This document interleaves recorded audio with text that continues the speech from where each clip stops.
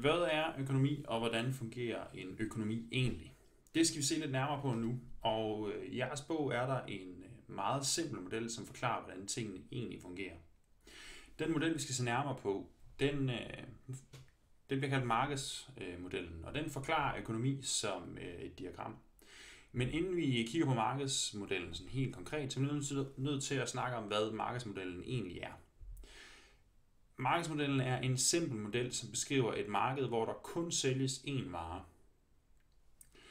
Og de her varer, der sælges på det her marked, det er mange forskellige ting. Det kan være fysiske ting, som er rødvin, biler og cola, altså fysiske ting. Det kan også være sådan mere immaterielle ting, som services, turisme, rengøring, events. Og så kan det også være viden, uddannelse og teknologi. Den her model beskriver et marked, hvor der sælges én vare. Og varen er altså ikke kun en fysisk ting, men det kan også være immaterielle ting, som er uddannelse og services. Modellen laver nogle helt grundlæggende antagelser. Den første antagelse, den er om forbrugerne.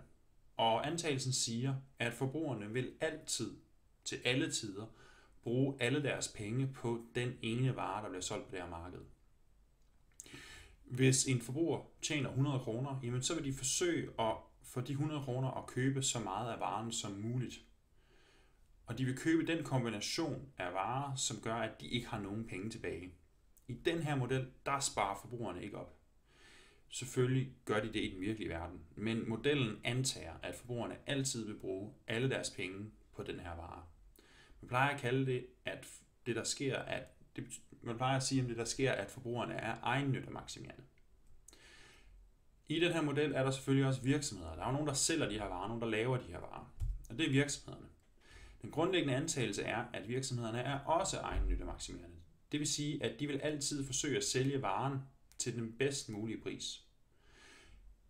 Den pris, virksomhederne kan opnå, gør, at de kan få solgt alle deres varer.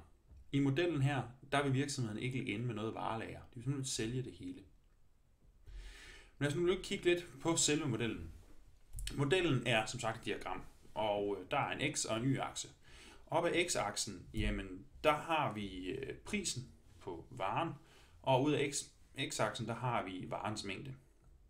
Og lad os sige, at den vare, vi taler om, det er rødvin. Så prisen på rødvin er op af y-aksen, og ud af x-aksen, jamen, der er rødvinens mængde. På det her marked findes der forbrugere og virksomheder.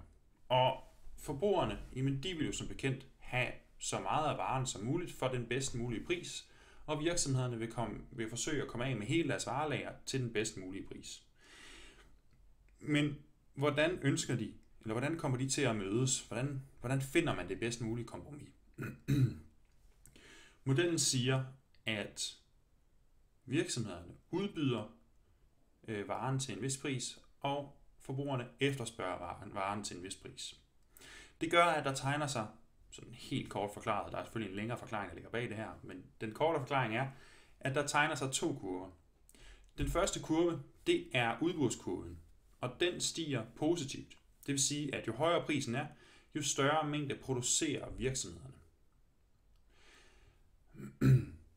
Modsat den her kurve, så har vi efterspørgselskurven, og det er den kurve, der beskriver forbrugernes efterspørgsel på varen.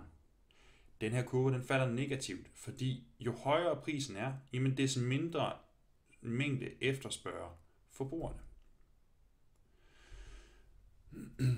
Disse to kurver, de mødes et sted, og det er det her punkt, man kalder markedsligevægten. Det er her, at forbrugeren får tilfredsstillet sit behov bedst muligt, samtidig med, at virksomheden får solgt varen til den bedst mulige pris.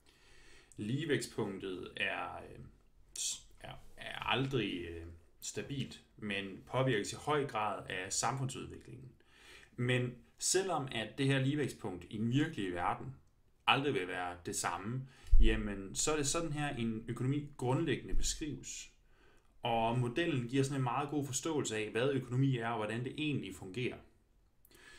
Det, der gør, at ligevægtspunktet det forandrer sig, jamen det er det, man kalder de økonomiske målsætninger. Og de økonomiske målsætninger, det er et værktøj, vi bruger i undervisning til at analysere økonomi, men det er også noget, politikere bruger til at styre hvordan udviklingen påvirker økonomi. De økonomiske målsætninger, det er dem, vi kan se på skærmen nu, og i de næste par videoer, jamen, der vil jeg forklare kort, sådan hvad hver enkelt økonomisk målsætning handler om, og hvad det betyder. Så se dem, og bliv klogere på, hvad økonomi er, og hvordan det fungerer.